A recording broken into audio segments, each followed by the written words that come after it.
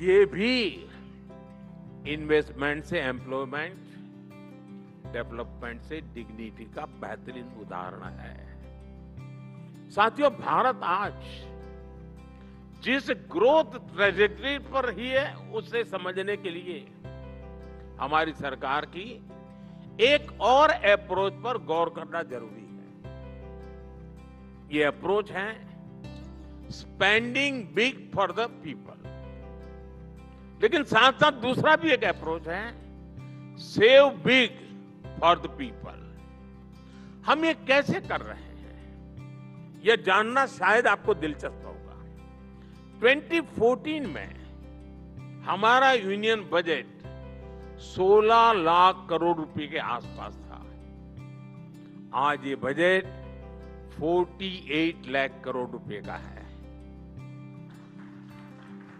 2013-14 में हम capital expenditure में करीब 2.25 लाख करोड़ रुपए खर्च करते थे, लेकिन आज का कैपिटल एक्सपेंडिचर 11 लाख करोड़ से ज्यादा है।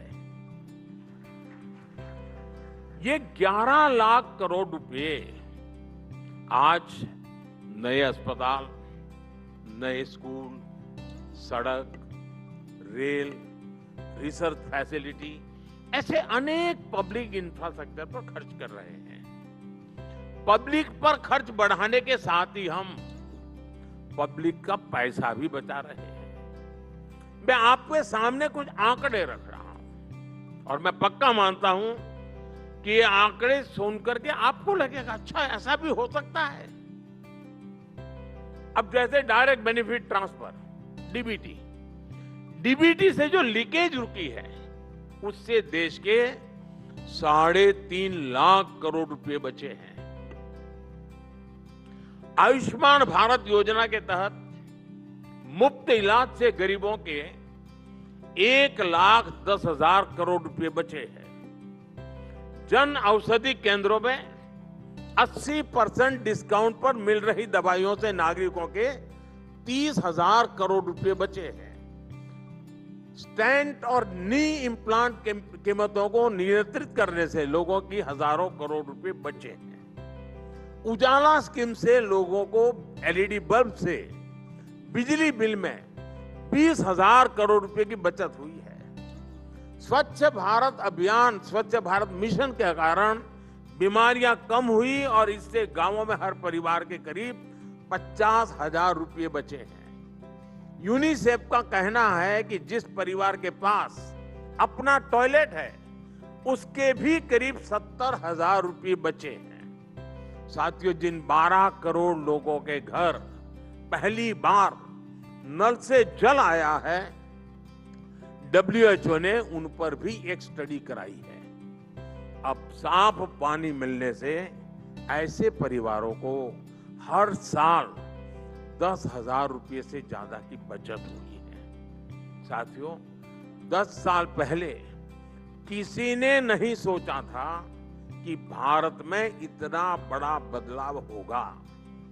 भारत की सफलता ने हमें और बड़ा सपना देखने और उसे पूरा करने की प्रेरणा दी है।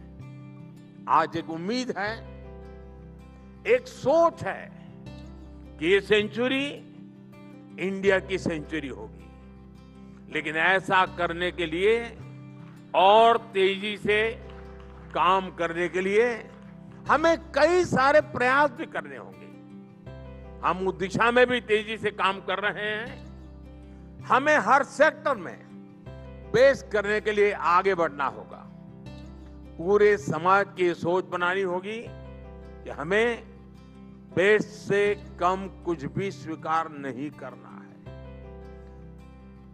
हमने अपने प्रोसेस को ऐसा बनाना होगा कि भारत का स्टैंडर्ड वर्ल्ड क्लास कहा जाए। हमें ऐसे प्रोडक्ट्स बनाने होंगे कि भारत की चीजें दुनिया में वर्ल्ड क्लास कही जाए। हमारे कंस्ट्रक्शंस पर ऐसे काम हो कि भारत का इंफ्रास्ट्रक्चर वर्ल्ड क्लास कहा जाए। शिक्षा के क्षेत्र में हमारा काम ऐसा हो कि भारत के एजुकेशन को वर्ल्ड क्लास स्वीकृति मिले। एंटरटेनमेंट के क्षेत्र में ऐसे काम हो कि हमारी फिल्मों और थिएटरों को दुनिया में वर्ल्ड क्लास कहा जाए।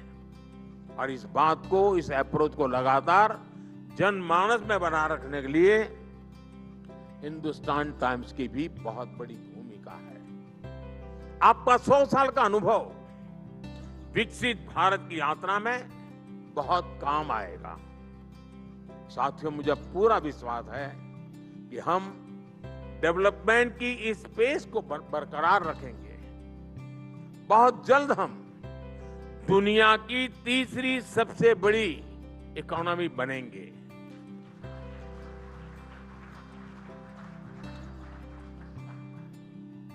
और भारत जब